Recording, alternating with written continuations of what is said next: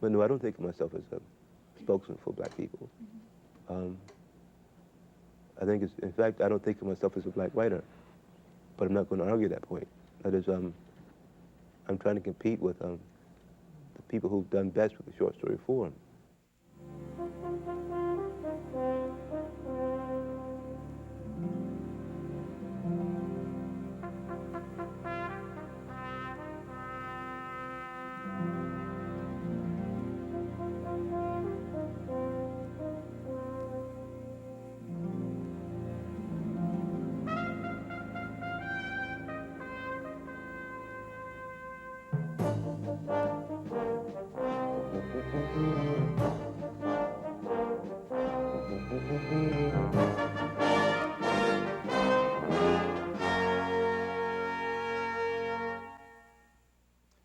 Hello, I'm Tom Wolfe, and in just a moment we're going to be looking in on the University of South Carolina Writers' Workshop.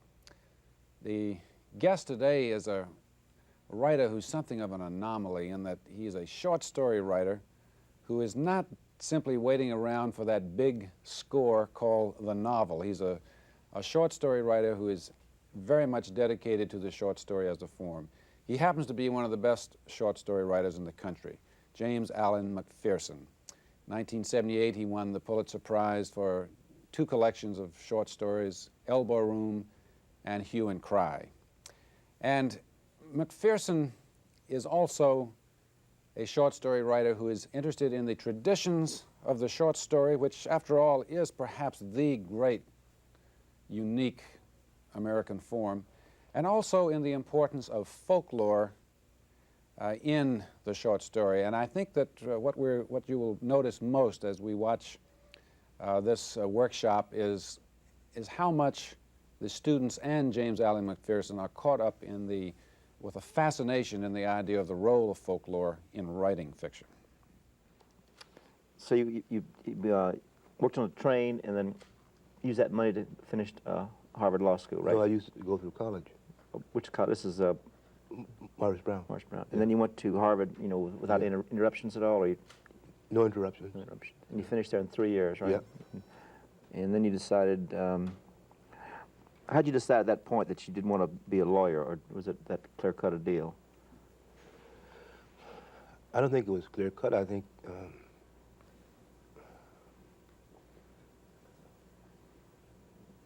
I had the choice of deciding between one state and another. Mm-hmm. And I didn't like what I was then able to do with law. Mm-hmm. That is, your option were to either go into a firm and play ball in hopes that you would become eligible to be taken in, or go into poverty law. Poverty law? You know, Public defender type stuff. Yeah. The strange thing about Harvard is that there are 3 or 4 different Harvards. One is the college, and another is the law school, another is the business school. But the college was founded or supported by people who had what they construed to be a moral mission. And they thought they could take over the world and save the world if they had enough time. Now the law students don't get any sense of that because they're someplace else. Neither do the business students. But if you had contact with, I worked in a settlement house with people who had gone through Harvard College, and they had a sense of mission. Not that I have, but I think I began to be aware that there was something more going on than just becoming a professional. Mm-hmm. And I don't regret not following through. I think I'm closer to what the college represented. Mm-hmm. In fact, my old law professor told me when I saw him about 4 years ago, a man named Paul Freund, he said, "You've gone beyond the law." And I don't know if I have or not, but I know that the traditional conception of the lawyer is not a technician, but a counselor, a wise man, like Solomon in the Bible. That's the real lawyer. Mr. Fox said that by the time you came to Iowa, he couldn't help you with your writing. You already wrote well. When did you start writing? At what point in your life? When you were very young, or when you were in college or at law school?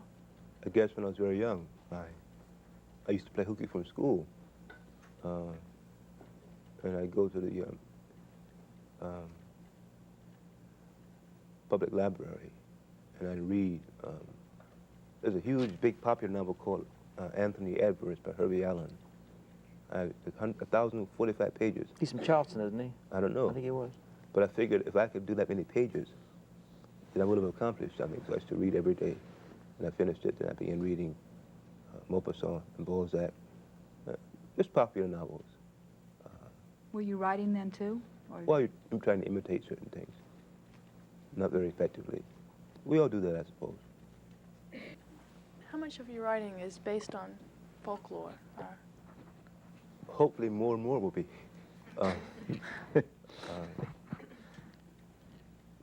Thank you for asking me that.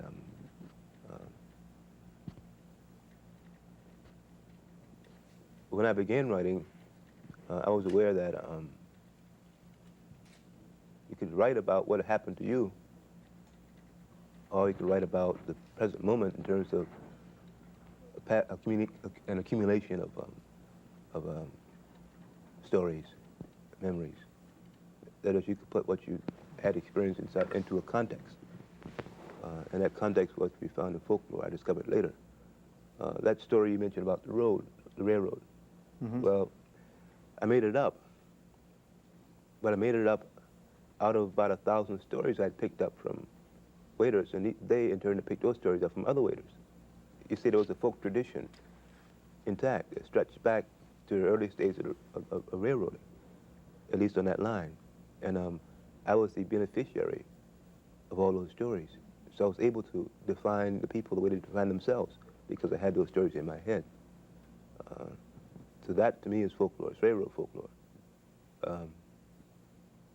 Then I became conscious of the possibility of this, and I began to actively read Negro folklore to see what I could find. Now, I don't mean to praise the folk. That is, say, the folk memory is more accurate than anything else, but at least in Negro folklore, it does project characters, and it does pass on a bit of wisdom. You know, once upon a time is really saying, one time something happened that, if you look at it in light of these present circumstances, it might prove to be instructive. A folk tale is like a precedent in law. That is, it points to some wisdom that was derived at a certain point and passed on. Tell them about that thing we talked about last night with the woman on the wheel and the fellow throwing a knife. Oh. Is that Maupassant? Yeah. This is a neat little thing. I was talking about reading Maupassant's collected works, looking for something to steal. And I ran across a story called The Artist's Wife. And it's just, it's an anecdote about a narrator going to a fair, a circus, and seeing a fellow, a knife thrower, who throws knives at his wife while she's on one of these revolving wheels, and she's chained to the wheel, and he throws knives all around her neck, and so close that the knives almost touch her skin. Plus, he does this while blindfolded. Well, other people think he's got a trick because she's so confident. Each time he throws a knife at her, she smiles and jeers at him. So after a while, the narrator approaches him and says, "What's your trick?" He says, "No trick. There's no trick. I'm just good at what I do." And he says, "What is this thing with your wife? Why does she feel the necessity to jeer at you?" He said, "Well, years ago, she was unfaithful to me. And by all rights, I should be able to kill her, and this court would let me off. And I want to do it, but each time the thought comes into my mind, it doesn't get to my hand. When I throw the knife, I can't help but do what it's supposed to do, and she knows this. That's why she laughs at me. But it's the idea of an artist, a consummate artist, who's so good that are so proud of what he does, that his whole existence is geared towards that, and he just can't do it the wrong way. He just can't. Even though his heart wants him to do it, he just can't do it. I guess he's become mechanized in that respect. And do you teach writing now? Is that, or do you teach? Yeah, off and on at Virginia. Yeah, I just wondered how you felt like being a student at the Iowa workshop. Like Bill has said that he wasn't really able to teach you that much because you're so good. What do you think of that experience of like writers in a writer's workshop like that? What you do learn and what you can teach as a teacher? It's called a good question. Yeah. Well, you can't teach so much as you can give people access to each other. I was talking about the old spirit of the times last night, about an old newspaper in the 19th century, published out of New York, called The Spirit of the Times. Something comparable to what Esquire was in barbershop quarters. But frontier, very literate frontier lawyers, say in Arkansas, or Tennessee, the Carolinas maybe. This is what used to call the old Southeast, the old Southwest, that is the area that we now call the South. These lawyers, gentlemen farmers, used to go around and collect stories from the rustics, from the backwoods people. And a man in Arkansas would send one into the Spirit of the Times, and it would be printed. And the subscribers would read it, and somebody in Tennessee would say, aha, I know I'm better than that. And he would write his version of that same story, but using his environment and his people. What you had there was a situation very close to a jazz combo, jazz orchestration, that is, it's individual riffs on themes. But at the same time, there's an integrative process. And each man, once he knows his basic theme, has the ability, has a chance to take it apart on his own. I think that's what a writing workshop provides, that opportunity for interaction, for exchanges between imaginations formed in different areas of the country. And it helps produce better rounded people. As far as teaching technique is concerned, I think you can get that reading on your own, or having someone to talk with you about it, who actually does it. But I think there's a danger of a creative writing degree becoming a ripoff once it becomes institutionalized. And people say, well, I'm getting my PhD in creative writing. You can't get a PhD in creative writing. It has its drawbacks, I'm trying to say. I was grateful to be at Iowa because I had come from a culture of dominated by lawyers, and I was able to meet people who were also writing, and it helped in that respect. Does that answer your question? Yeah. Yes. Offhand, what percentage of your stories would you say are purely autobiographical, or pure fiction, or just a collection of others' experiences? In my last book, there's only about one story that I would consider autobiographical.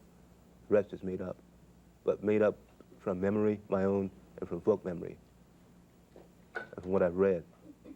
Hopefully, I'll continue in that line. Is it true you spent just lots of nights at Iowa stuck in Bill's office writing all night long? That would No. Is Oh, we've been led astray, folks. I think I told them I used my office as a place to write. No. It was McHale, wasn't it?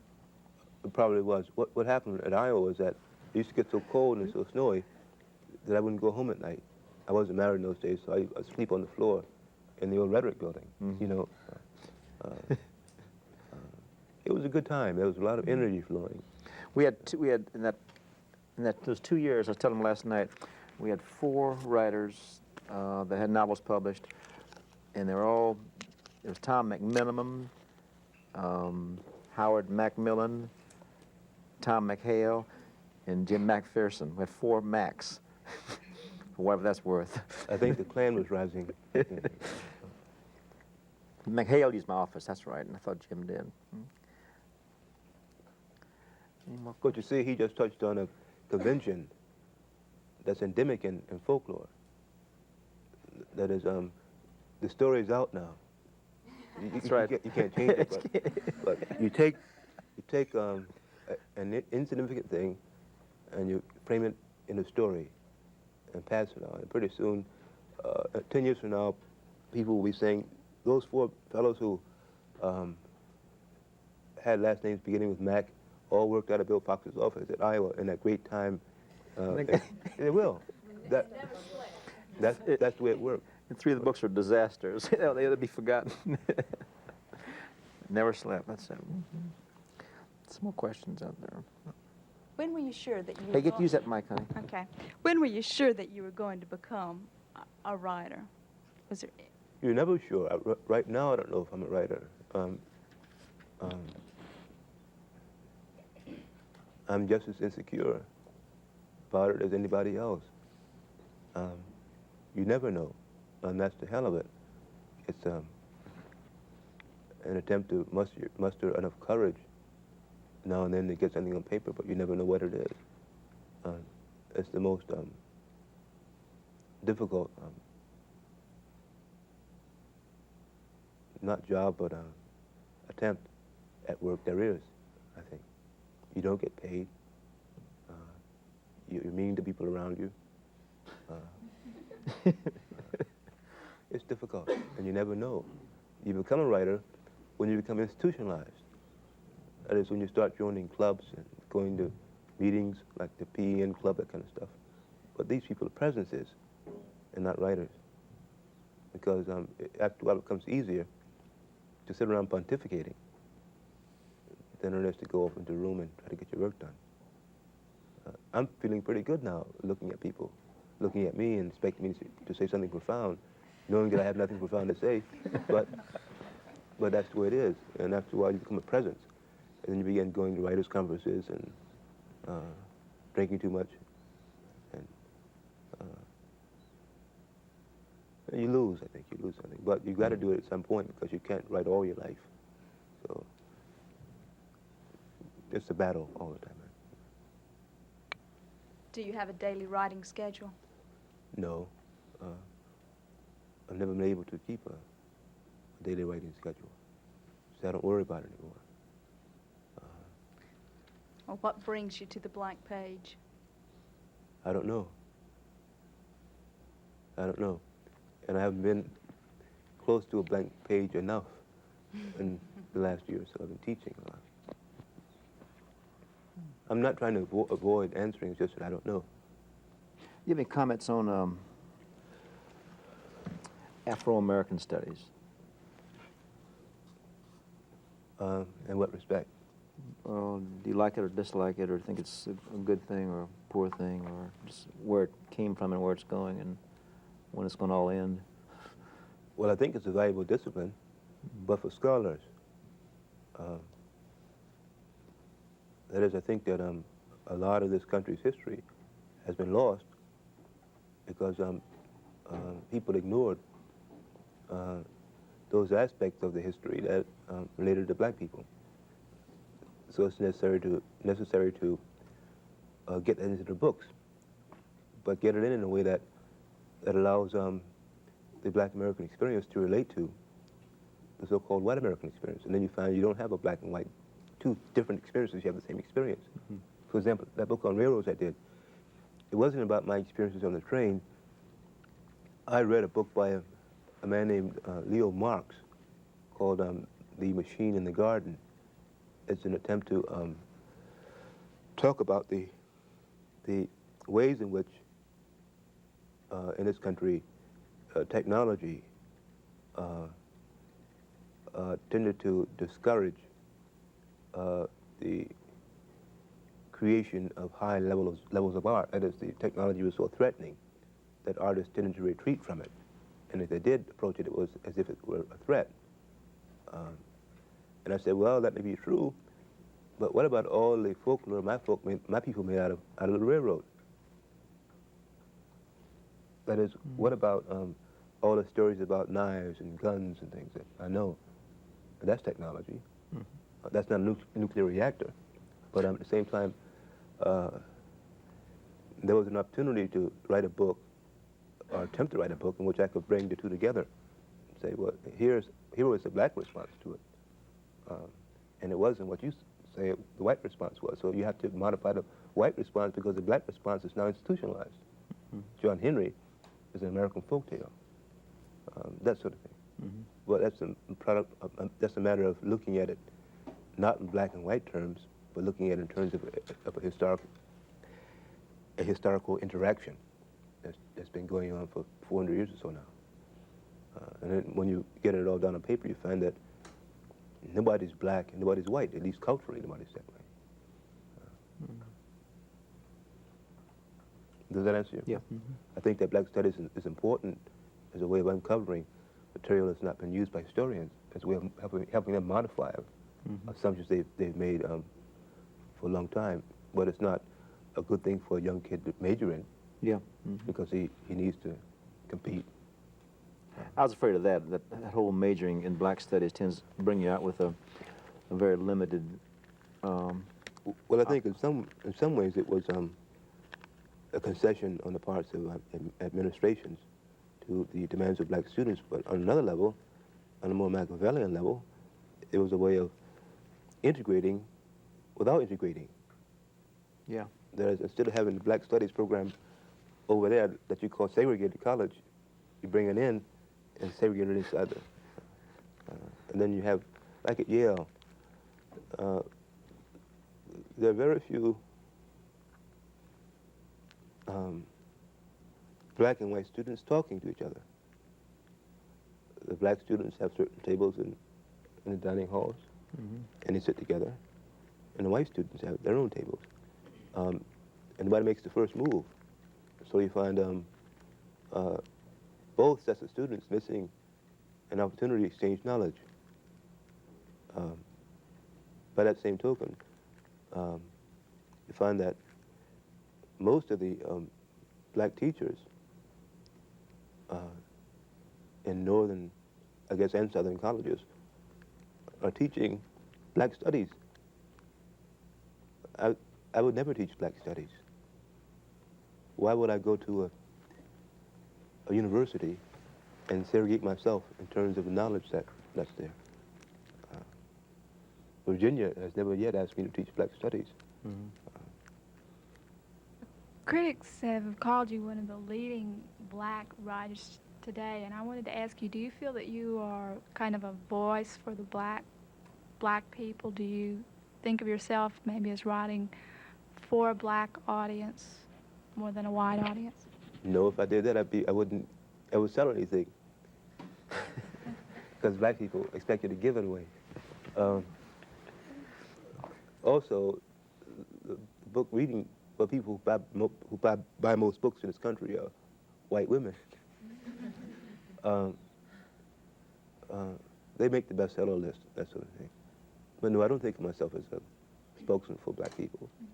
I think it's, in fact, I don't think of myself as a black writer, but I'm not going to argue that point. That is, I'm trying to compete with the people who've done best with the short story form. And I guess time will tell whether I've competed successfully. If my stories last, maybe they won't be considered stories by a black writer. Do you believe there's a general disrespect in America for the writing profession? No, I think there is an underestimation of the power of the written word in this country. When you have all the nuclear weapons, you feel safe, not knowing that the written word can outlast weaponry. Other countries know it. That's why you have so many writers in jails in other countries. But this country, I think, still believes that if you got your gun, you're in control, whereas writers can be subversive, in a good way, I mean, in a healthy way. there is not this disrespect, there's just the disinterest. But meanwhile, the books keep keep being written and read and supported. It's a strange thing, some of the same people who would dislike hearing certain things said in print will still use their corporations to get it into print because they feel that the written word is no threat. If this country ever begins arresting writers, then it'll be time to leave, but until it does, it's a very, very good country in that it protects that kind of freedom, I think.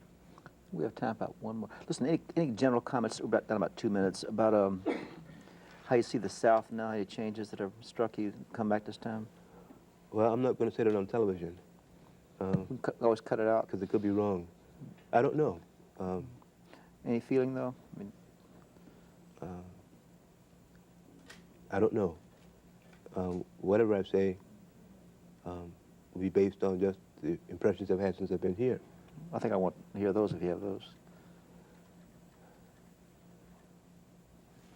Well, now I've spent all my time here in your community. Mm-hmm. I've not gone into the black community, so I don't know what it's like there. That's right. Mm-hmm. I do know that there's a trend towards moving black people out of certain areas. Mm-hmm. But I do see a kind of communication between black people and white people here that I don't see very much in the North. Mm-hmm. Yeah. But then that's always been the case in the South. Yeah. There's always been that communication. I don't know.